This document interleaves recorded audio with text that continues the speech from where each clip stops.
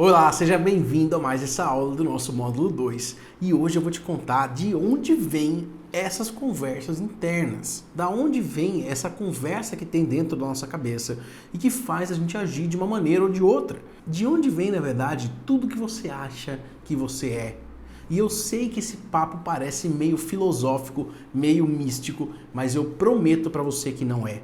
Isso daqui é ciência. Eu vou te mostrar da onde vem o nosso comportamento. Como as pessoas se comportam da maneira como elas se comportam. Por que elas fazem o que elas fazem?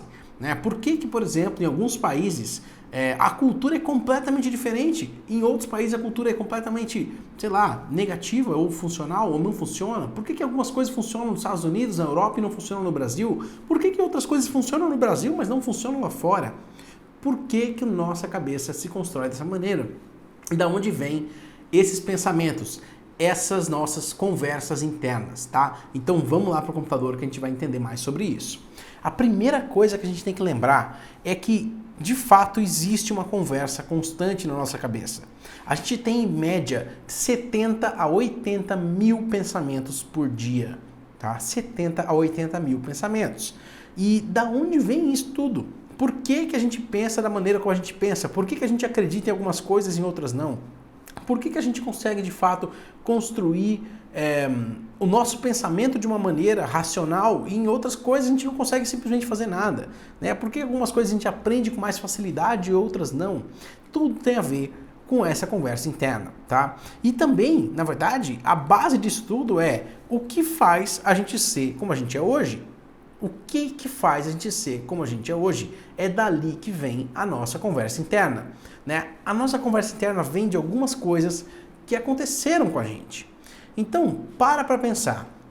O que faz você ser como você é hoje? Se você colocar numa lista, talvez você fale, por exemplo, minha família, o lugar que eu nasci, então meus amigos, as pessoas que eu conheci, a minha mulher, a pessoa com quem eu casei, ou a pessoa, o marido, né? Tudo que eu fiz na minha vida, as minhas experiências, né? Tudo que eu aprendi, tudo que eu não aprendi, né? As coisas que aconteceram comigo, né? As coisas que aconteceram no meu passado. E se você juntar tudo isso, todas essas coisas que eu te falei, sua família, o lugar que você nasceu, tudo isso aconteceu no seu passado, certo? Nada disso está acontecendo agora. Então, se você parar para olhar, por que tudo isso que aconteceu no meu passado influencia a maneira como eu sou hoje? Por que essas coisas que aconteceram na minha vida influenciam a maneira como eu sou hoje? Ou a maneira como eu penso hoje? A maneira como as coisas me influenciam? Ou como eu sou influenciado? Ou o que eu faço? O que eu aceito como possível? O que eu aceito como negativo? O que eu falo que é positivo? Por que isso vem dali, né? Então tudo isso que a gente está dizendo vem do seu passado, certo? De certa maneira, a gente poderia te dizer então que o teu passado moldou quem você é hoje. Você concorda com isso? Certo? Faz sentido, não faz? O seu passado criou a maneira como você pensa. Agora, é muito importante que você comece a entender isso agora, tá? Existe uma técnica que se chama Future Pacing. Ou seja, é a construção mental do seu futuro. É você fazer a pessoa imaginar como vai ser o futuro dela. E por que essa técnica funciona? Porque o nosso passado, ele não fica no nosso passado. Não é difícil de entender isso. Para e pensa comigo. Eu vou te dar um exemplo. Você está lá, imagina que eu estou lá no meu escritório e são 6 horas da tarde, tá? E o meu chefe chega pra mim com uma pilha de documentos pra eu resolver. E eu falo assim, cara, você não sai daqui. Ele fala assim pra mim, né? Você não sai daqui enquanto você não resolver tudo isso. E aí eu olho pra ele e falo, beleza então. É sexta-feira, 6 horas da tarde, eu vou ter que fazer tudo isso. Como você acha que eu me sinto? Bom, eu me sinto mal, eu me sinto chateado. Na verdade, eu tô super feliz. Porque tem uma coisa que eu não te contei. Dali 2 horas, eu tô pegando o avião pro Havaí. E eu vou ficar 20 dias no Havaí passeando. E aí, então, naquele momento, eu tenho um monte de coisa ruim acontecendo comigo, na prática, na realidade, mas eu tô super tranquilo, super feliz e tô super empolgado.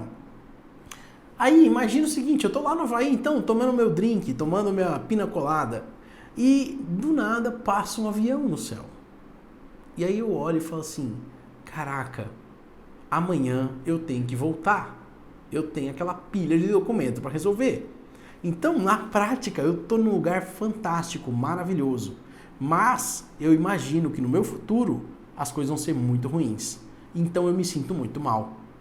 A questão aqui é a seguinte, é você sacar que o que faz você ser quem você é hoje, o que domina as ações que você pode tomar, o que dá para você acesso a fazer uma coisa ou não, a comprar um produto ou não, a tentar resolver um produto ou não, não é o seu passado. Não é o seu passado, apesar de parecer que é o seu passado. Não é ele, é o futuro que você está vivendo.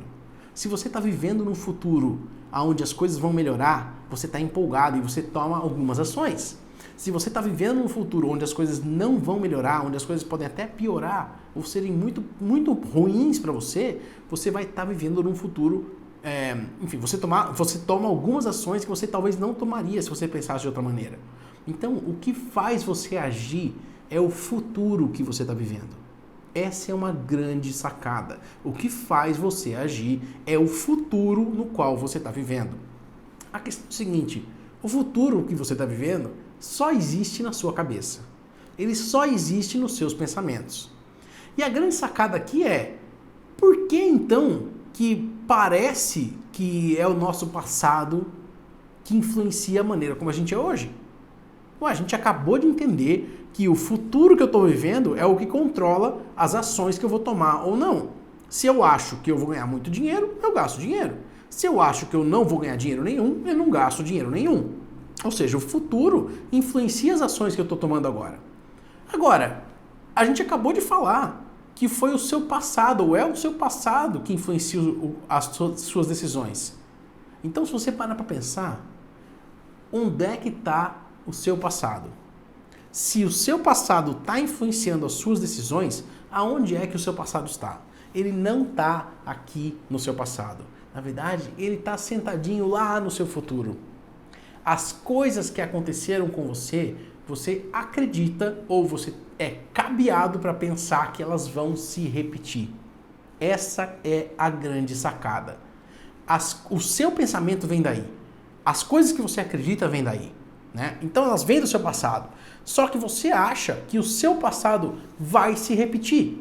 Por quê? Porque foi a única maneira como você aprendeu. Você não consegue pensar de maneira abstrata e sem, enfim, tomar decisões sem saber o que vai acontecer no futuro. Você usa o que você aprendeu para tomar decisões no seu futuro, certo? Então é aqui que está a grande sacada.